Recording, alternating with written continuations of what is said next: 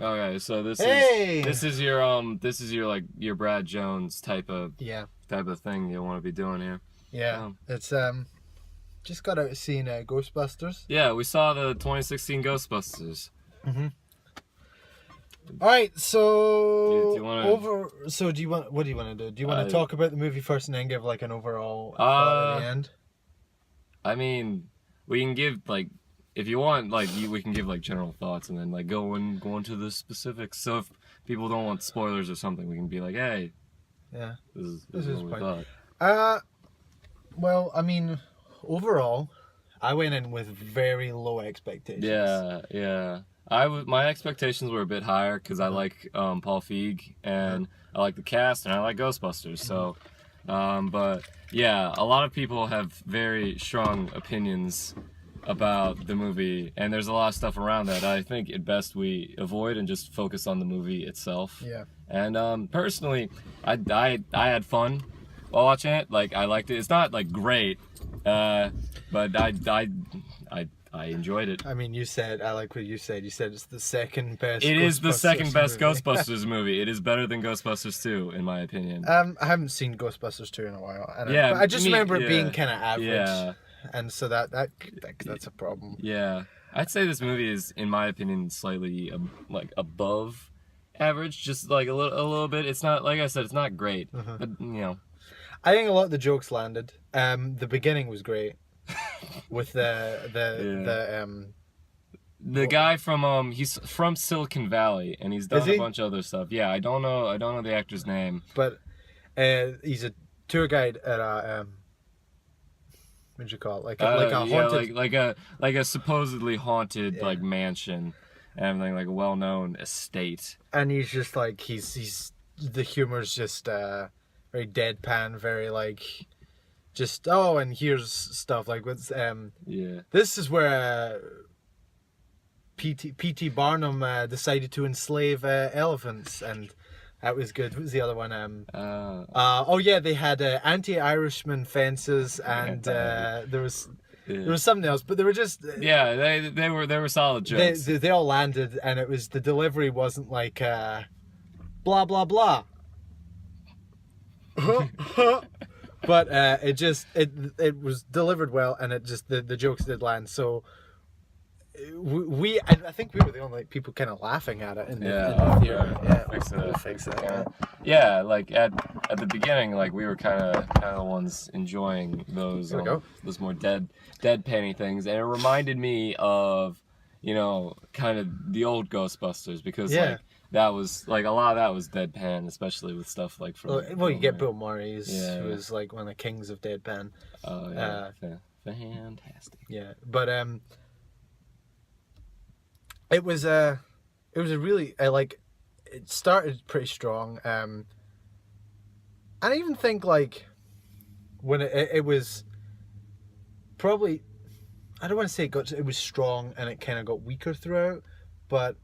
It kind of had like it almost like I get. There was a lot of really strong moments at the beginning, kind of waned out, but it was near the. I didn't like the end as much. That was all I'm saying. Like by the time it got to the end, I was like some of the jokes were getting a bit like.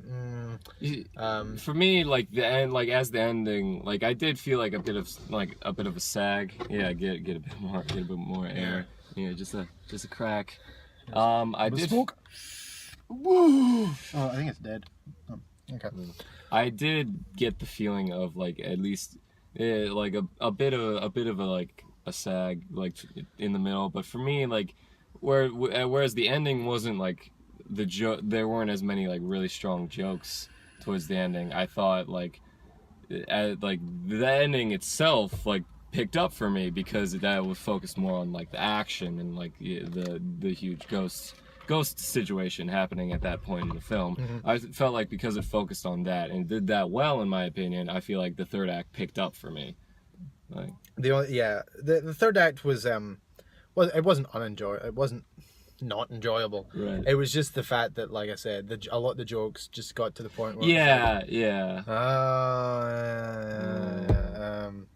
like Slimer and his girlfriend really quick. And there was a female Slimer. Yeah. I didn't expect that, and And that was dumb. But that yeah. was really dumb, and it was like she had like the fucking like kind Yeah. of old timey big hair, big bow in her hair, and she just looked exactly like him. So I got like a feeling of like Pac-Man and Miss Pac-Man when that happened. Like there's like an exact like gender flipped version of Slimer. it was, and I understand like a lot of the effects and a lot of stuff were meant to be very cartoony. Yeah. But like, and we were even saying that, we were saying like, yeah, we were saying when the movie ended, we were just like, yeah, like the effects they aren't great. Yeah, that's just the truth. very Scooby-Doo.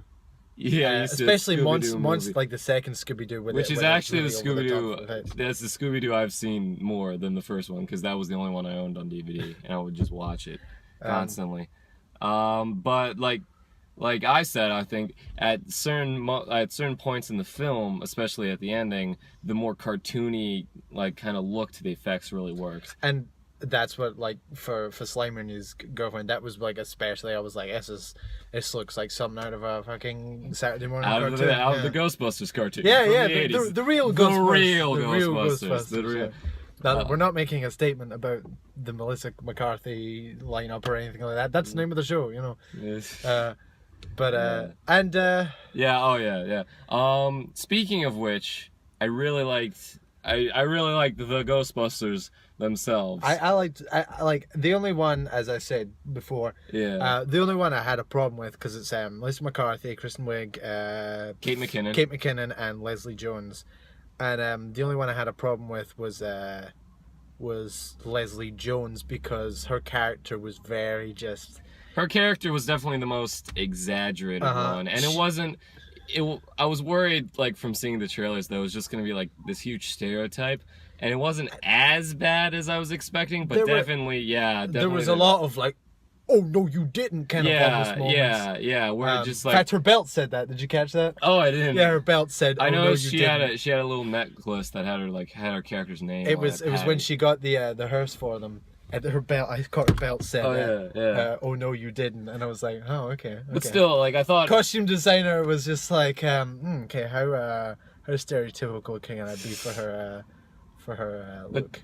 But she is a very good comedic actress, and when she had good jokes to tell, I thought her timing was definitely like really good. Yeah. It's just, I feel like I wish there was more for her character to like do, and like maybe like not make it as exaggerated as she was. I did like that they made her smart though. Yeah. Because if they had made her just kind of like the dumb one, that would have been even more. Because she was. The trailers heavily like implied that she was the dumb one, and I was like glad that the movie made her smart. She's smart. And she knows stuff. She's just not a scientist like the others. She doesn't know the stuff about like the ghosts and everything. The difference between her and Ernie Hudson's character, I guess, if you want to do that in the. I think it's hard to not like compare them like with. Because it was the three. Like friends. the three original, and then they bring on the token black person, you know. Yeah.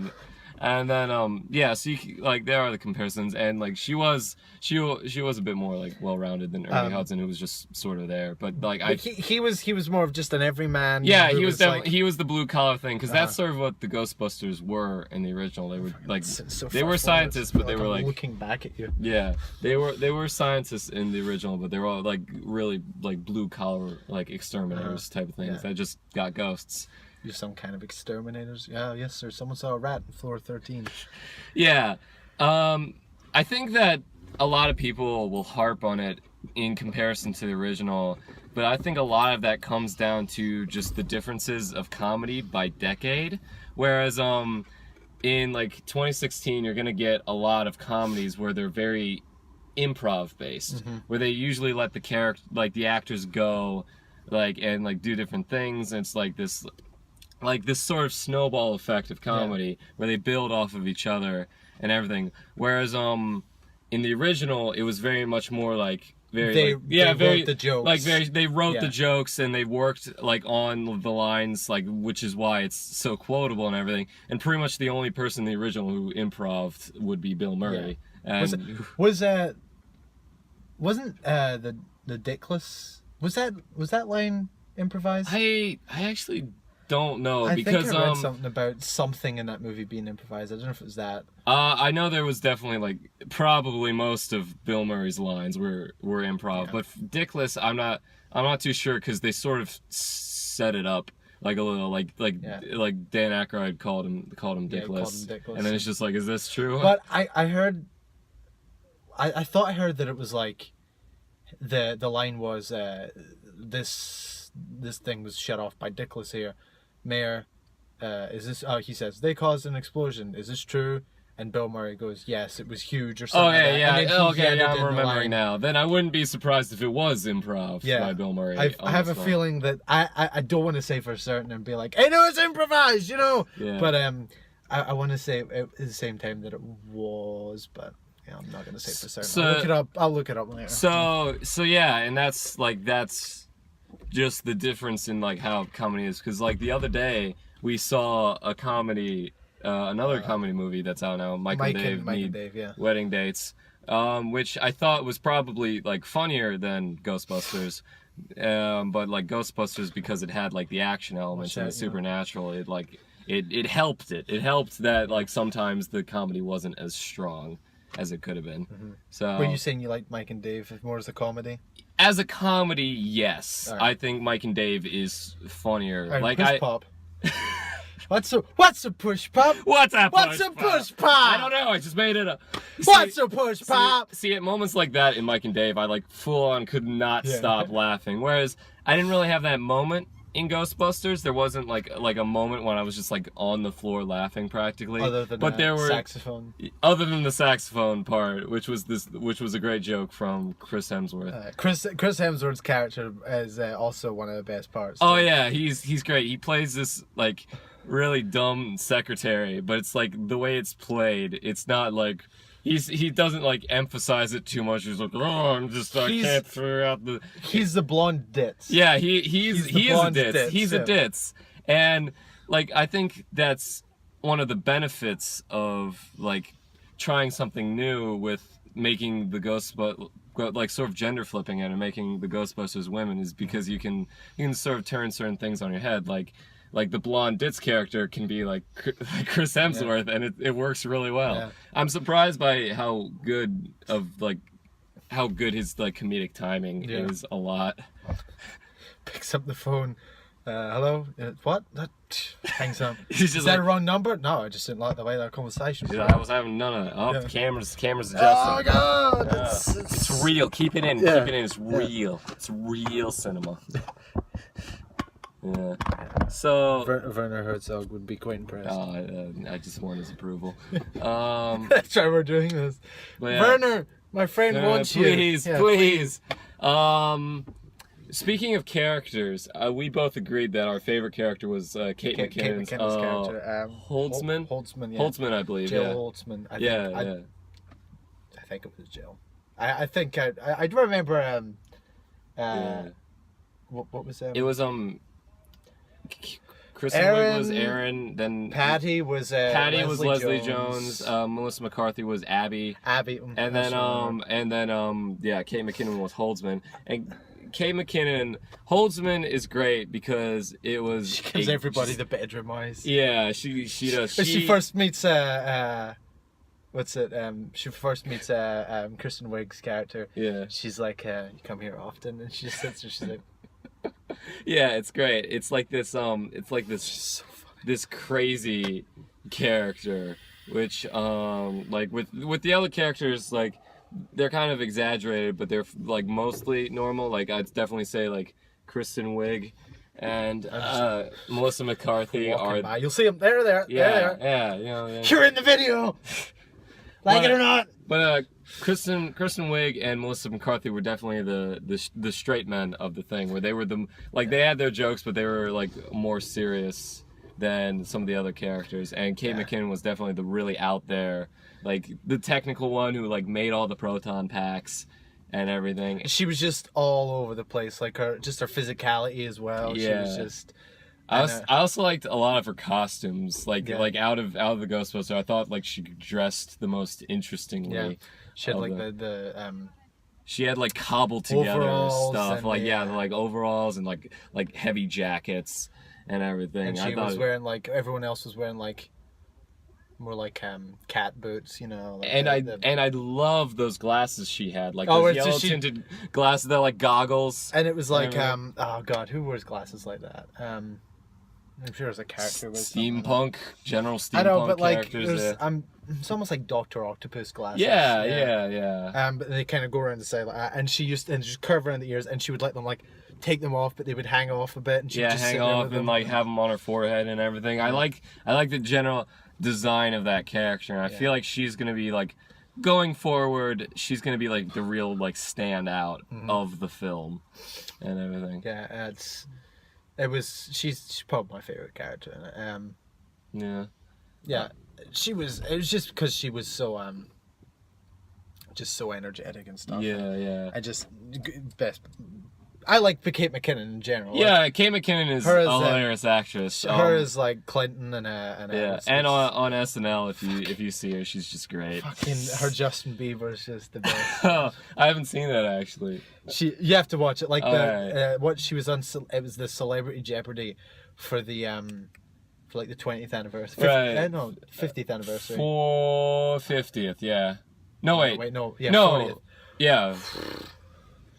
Again, 40th. too ahead of ourselves there. 70s. 40th. 40th anniversary, and Wow. it's again it's Will Ferrell, and she plays Justin Bieber, and she's just spot on. It's so that's good because great. my mum showed it to me. She was like, "It's perfect." It Oh, really that's just- great. I'll have to look into that. Something, speaking of like sort of how the characters are kind of exaggerated, something that I will give like the original Ghostbusters has a leg up over this movie is that like the Ghostbusters music, yeah. Yeah, they have the better music. I mean, okay, to be fair, like the Fall Out Boy version came on once, and it was on for like, I don't know, like not even. It was 30 actually seconds, they I'd were say. playing it during the credits, which was the part when they were showing like Chris Hemsworth and all the guys dancing. Well, was that the Fall Out Boy one? Yeah. The Fall Out Boy one was the one earlier with it was kind of more like. Oh, Go. true. Who you gonna I don't know call? if it was like Ghostbusters. yeah, I that don't know one who the other that one version wasn't was. great, but there was one that I thought was that one that was playing during the credits when they were dancing. The rap one. Yeah, the one with the bit of rap in it. I'm like, oh, that's not as terrible as people were saying. No, that wasn't bad, but I think the one that was kind of advertised as like the Yeah, thing was yeah. the Fall Out It's Boy funny that I think Sony was the one who probably pushed that because like we said, that song was only like played once. one. Yeah, and it was. In fact, the original was probably almost played longer like than the that. Yeah. both the original and like a remix where you got like a beat underneath of the original, like that was definitely like played more. But what I was saying, other people have said that I'm not original, but and I would agree with them where fucking camera just hang on, can we just wedge it in there? Do you think? Like that. like That. that gives us Fuck it. gives You it a know. lot more headroom, but whatever. Fuck it's it. real. We'll do it live. You know. No, we'll do it live. Fuck. Do that. But in the original Ghostbusters, the Ghostbusters themselves, like the four dudes, they are the funny ones in it, and every other aspect of it is played straight. It's like everyone else is serious, and like the ghosts are serious and all that. In this Oh shit! There we go. in this film, it's like I said, I think it's like definitely like a difference in like the comedy through the decades, and definitely an aspect Keep talking. Paul Feig's work, where like sort of every character has a line or two, like everyone gets to be funny, like the funny is like spread around. And I think I honestly would have preferred it if the Ghostbusters were just funny and everything else was played straight. Like the other guys, like we said in the opening, was strong. Like the other characters are able to have like some really good jokes. But I feel like Ed's been dead for 15 years. What was that? That's his son, Ed Jr. that was great.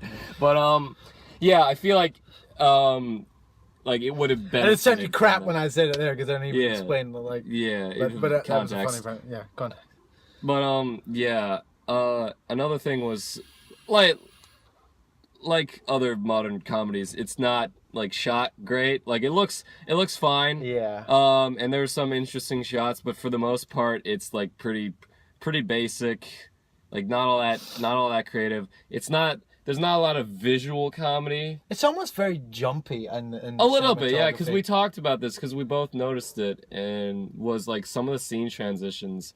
Like I feel like it could have used like just a few extra a few extra frames, but like I thought they were a bit more like, yeah, it was definitely a bit jumpy. I think especially during the final scene, fight scene, basically, there were scenes where it would be like Kate McKinnon was standing by herself, and then it would cut to show when the ghost, and it would cut back to Melissa McCarthy, and they'd all suddenly be together, and they were all like in separate parts of the square, and then they were all together, and you're just like, oh wow, okay. Yeah, but like, I'm fucking sick of this. Oh yeah, it's bad. But I'm not like, if we're going off of things that we didn't think were all that good about it, I think a lot of the cameos were pretty terrible. Yeah.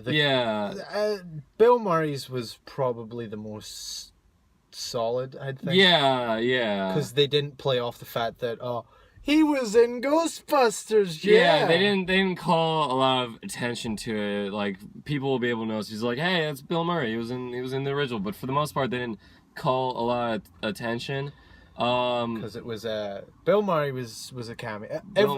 All the surviving cast members, like main cast members of Ghostbusters. I actually didn't see Dan Aykroyd in there. Where was he? Dan Aykroyd was the fat cab driver. Oh, I didn't even notice that. I'm just so used to skinny Dan Aykroyd because I haven't watched any of his movies that's like 90s and beyond. Yeah. So Dan Aykroyd pops up as a cab driver. I was wondering why they gave the one line, the "I ain't afraid no ghost" line, to just a random cab driver. He drives up. He's a fat, and he's a brr.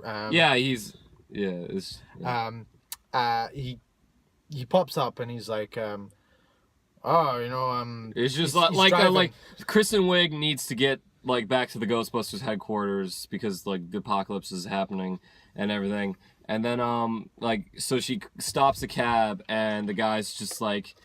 He's just like, hey, where are you going? And he's just like, can I go to Chinatown? He's like, no, it's too far for me. He's like, but there's ghosts. And he's just like, this also explains why he knew what the ghost was. He's like, it's only a level 5, like, spectral or whatever. And then and then he had the line. He's like, I ain't afraid no ghosts. And then he left. So... That was like confusing to me until I realized just now that it was Dan Aykroyd. Yeah. So everybody but Harold Ramis, obviously, although I think there's a part at the beginning when Tywin Lannister Charles Dance not Tywin Lannister he wasn't in like full armor or whatever, which I would have found funny. I was just like, where am I?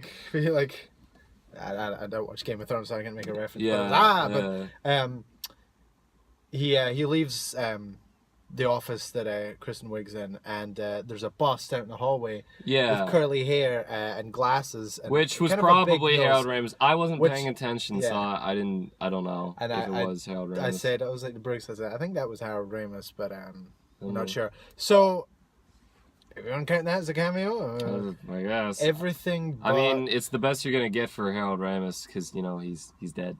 So everyone but Ramis and Rick Moranis, because Moranis is retired. Moranis, he retired from acting, so so everyone but them had a cameo. Also, I guess, could you count Andy Garcia's as a cameo? He was in it for a decent amount. But was he in Ghostbusters? Oh, sorry. I'm just talking. No, about I mean like in general. General cameos. I think it was the original Ghostbusters. I think the only other like one that can really count as a cameo rather than just like a small part in the film was Ozzy Osbourne, which is the worst cameo. Which was awful. That was an awful moment. That was definitely an eye roll. Where they go to a concert to get a ghost. They're called by Michael McDonald. There's like the opening band. It's advertised as an Ozzy Osbourne concert, and I knew the cameo was coming because I'm just like, if they mentioned Ozzy Osbourne by name, knowing Ozzy Osbourne, he's gonna be in the movie. Yeah. So and then they had this really terrible band, like as the opening thing, like while they were getting a ghost in the theater. It was as I turned to you and I was like, "That's not a real band. There's No, no way in hell that's a real band." like the guy singing, like his face itself did not like match up with the music. And he's just like he's just like on the levels of parody for singing. You've got like Jack Black kind of parody metal singing, and then like fucking SNL sketch kind of parody singing. Well, he was way beyond that. He was just this wouldn't even pass for like a real. There's something weird on there. I don't know why it's doing that. Oh, There's like a box over my face. On my phone, so the wonders of having a first episode of something. Yeah. You don't know how everything works. Yeah. But what was I saying? I completely lost my train of thought. Yeah, there. you were talking about like parody. The singer was was like, and then so they get the ghost, they trap it in the containment unit, and the proton packs always look good. I thought that was pretty good. Those effects were pretty good, I'd say. The proton pack. Yeah, whatever. Yeah, what the fuck ever. So like they catch him, and then and then everyone's celebrating, and then it cuts to Ozzy Osbourne. He's yelling at Sharon Osbourne, who is not in the film, who is like he's yelling. Who he's divorcing. He's currently divorcing which is kind of sad, but you know, which dates actually the film. Yeah, even more. Because he's yelling for Sharon, she's not even with him at this point. So Sharon's been dead for 7 years. Oh no. Like, who's Sharon? Ozzy. There never was a Sharon. Who's that? Oh, that's Sharon Jr. But and he just goes like, "Sharon, I'm having flashbacks again," and we're just like, wow, that was and like if it had been like Ozzy on stage and stuff, and they had like I feel like it would have been funnier if it was just Ozzy performing and then him getting slammed into those amps. Yeah, and because Ozzy Osbourne is not an actor. Yeah, but there's a scene where a man, the lead singer of the band is Beast of Mayhem or something they're called, and he's like, "This is the ghost comes out," and it's like a giant like dragon demon bird thing. Actually kind of looks like the pterodactyl from Scooby-Doo. A little bit, yeah. I think what made me a lot think of it is like, I think the thing is they have the same sort of like weird mist effect, which makes sense in this movie because they're all ghosts, but in Scooby-Doo too, like all the monsters had like a weird like mist they around were created by like the mist machine. Oh, true. I forgot that the monsters were real in that. Mist machine. Ah!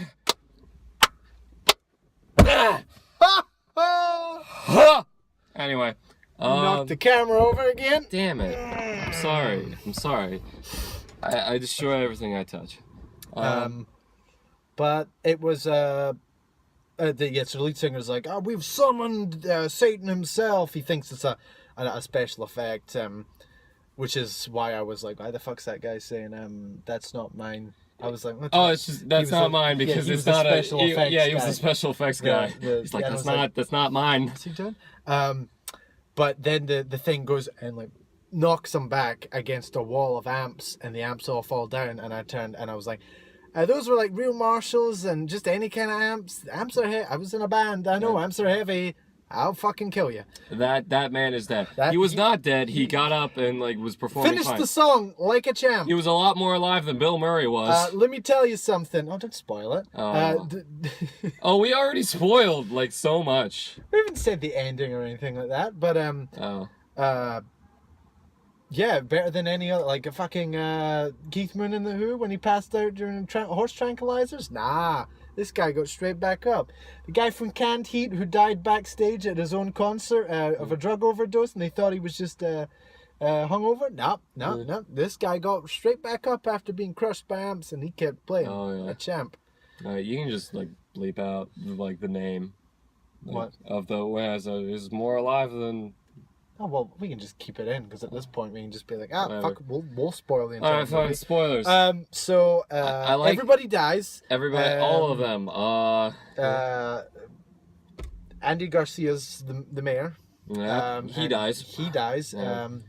Kate McKinnon doesn't die, but everyone else other than her dies, and she's the last person. And then she has to bust all the ghosts that everyone is when they die. It was genius. Genius. It was genius. Sequel baiting with that. I'll tell you that. I like the Actually, it's funny because they did sequel bait a bit, but that's common of like pretty much any big budget movie like nowadays is that they'll bait for a sequel. This fucking.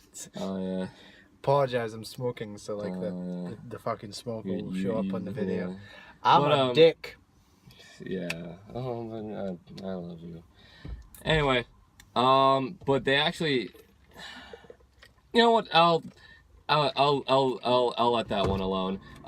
There is an after credits scene, and it's actually cooler than I thought it would be. It was cooler than it's cooler than a lot of Marvel's post credit scenes. Yeah, Marvel's post credit scenes used to be pretty cool, and then now they're just like, oh, what's an extra thing we can just throw at the end? Like, you know this character, you know this movie. Well, he's just like, it's essentially commercials now. But this one, like, while it is sequel baiting, I thought it was a lot more low key. And it was a lot cooler. That when we heard it, we're just like, oh shit. It like kids who are watching it like would be like, oh, like unless you've seen the original, be like, oh, I don't get that. What's that supposed to mean? Yeah. But like people who've enjoyed this and enjoyed the original, like us, yes, watched it and went, oh god, I know what it is. That's my boss over there. Really? Oh, neat. The chick getting a hug.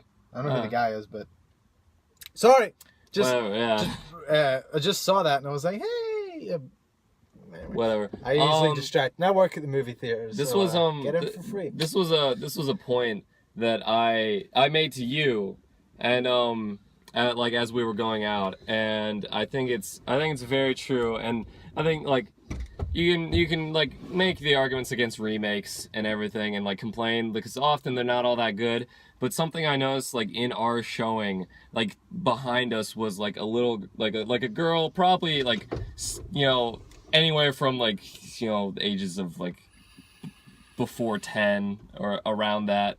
Like she was definitely younger than 10, and like throughout the movie you could hear her, like she was laughing, she was getting scared, like you could hear her getting scared, like at certain points, like in the thing. It wasn't like annoying, it was like it was like it was only occasionally, and then like at the end, like you could tell like she was like clapping at it, and like it warmed my heart because I'm like, oh, she has a Ghostbusters movie now. Yeah. She has a Ghostbusters movie, like a lot of us had Ghostbusters movies, like watching it like on like VHS and DVD and stuff, and like she got to see a Ghostbusters movie in the theater. I'm like, oh, like even if we never got that. We were too young to get that, and like even if you like don't like the movie, that's fine. It's your opinion and everything. You can rail against remakes. It's just like that. Yeah, like I'd like have like seeing that be a thing. I'm just like, oh.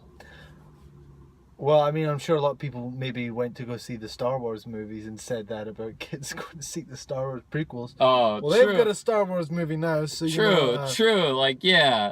Like there's already the argument can go either ways, and it's just like it was just nice seeing that, especially for a film I consider better than the Star Wars prequels. Attack of the... Yeah, I would say yeah. Yeah. I was about to say Attack of the Clones at least, and I was like, oh, that's insulting. No, that's the wrong one. That's insulting. That's bringing Ghostbusters down to a low level. Yeah. So, do you have any other specific things you want to bring up? I was surprised. Fuck, we've been talking for a while, so I don't remember if I said when I went in that I had very low expectations for it because I'm a huge fan of the original, and I wasn't down for the idea of having a remake. Yeah, it wasn't. It for a while it seemed like one of those films that wasn't going to get a remake. That like everyone was always like waiting for Ghostbusters 3. Like not like a reboot or anything, but like a legitimate like Ghostbusters 3. Which if you want, just play the Ghostbusters video game that came out like a few years ago. Whatever. Was that? I thought that was that had the original like. I don't know if it had like the original actors, but it had the original characters, and like I think it was Harold Ramis or Dan Aykroyd or one of them. It's just like, yep, this is pretty much Ghostbusters 3. So if you want a Ghostbusters 3, like play that and you'll be fine. I like this. new Ghostbusters. I feel like while it's not great, I feel like it's a solid, fun movie that I like the characters enough to like look forward to seeing more of them. Like I want to see more of like these Ghostbusters. And it's I think I don't. It's not. No one has came out and said this is a remake. It is a reimagining. Reboot. It has some similar points, but other things are shifted around and everything. So I would say it's like, yeah, definitely like a reimagining. Like it's a different take on the idea. It's a complete different story. It's not like it's the same story just retold with female characters. Oh yeah, definitely different. It was completely different. There was a set kind of antagonist in this. Yeah, there was a more clear antagonist than like Gozar the Gozerian and stuff, and just general stuff like that. But yeah, and I liked it. I like other Paul Feig movies, and I like this one. I definitely like this movie, and I feel like if you go in and you obviously you're not expecting this to be Ghostbusters 1. Yeah, as long as you don't like try to like stack it up to the original. If you view it as like, despite some cameos trying to remind you of it, if you view it as different from like the first Ghostbusters film, I felt like even as far as Ghostbusters goes, they could have called it something else, and it would have definitely like, yeah, you do get that impression where like if you had changed different things about it, like tweaked different things and called it a different name, like it could pass as like something original. Like there would be people who make the comparisons like, oh, this is a Ghostbusters ripoff. Yeah, they would call it a Ghostbusters ripoff, but like it could work as a standalone thing. But like I said, this is like I guess the thesis of my opinion, it is the second best Ghostbusters movie. It was definitely far better than Ghostbusters 2. Yeah. And you probably get people who come out and be like, oh, Ghostbusters 2 is the best. No. But no, it was a good movie. I just wanted to see it because I was like, if it's bad, then we didn't waste money on it. We at least we know for sure. Like past all the other stuff going on, we'd like be able to see the movie and be like, yeah, we know it's bad. Okay, and it wasn't like and as you've said, Paul Feig like commercials and like previews. They've always been pretty bad. Don't make it seem like the movie's going to be particularly good, but this one actually came out. They just showed the unfunny parts. They showed really what they did. It's weird. I think Sony just has terrible marketing because like a lot of their movies aren't marketed very good. It's funny because often they would just show like pick out like, this is the worst joke. Let's put it in the trailer. Yeah. Like I think like one of the weakest jokes is like one of the like heaviest punchlines of the trailers, which was when Leslie Jones is like slapping the ghost out of Melissa McCarthy, and like I thought that was one of the weakest, and I thought it was weird that they would like have that be like a big thing in the trailers. That and the joke of the gargoyle like thing on top of Leslie Jones was actually wasn't terrible. Like, no, it looked worse than the preview. Yeah, it did look worse. And she's just like, they're like, it's on you, don't move. And she's just like, nope, I'm going home. I'm tired. I'm going home. And then walking through but the selfie stick part was still pretty bad. Yeah. Who brings a selfie stick to a metal concert? Yeah, but they're going like, they got the selfie stick and they're at the metal concert, and I'm like, that's the least metal thing you do at a metal concert. It's not metal at all. Look at it.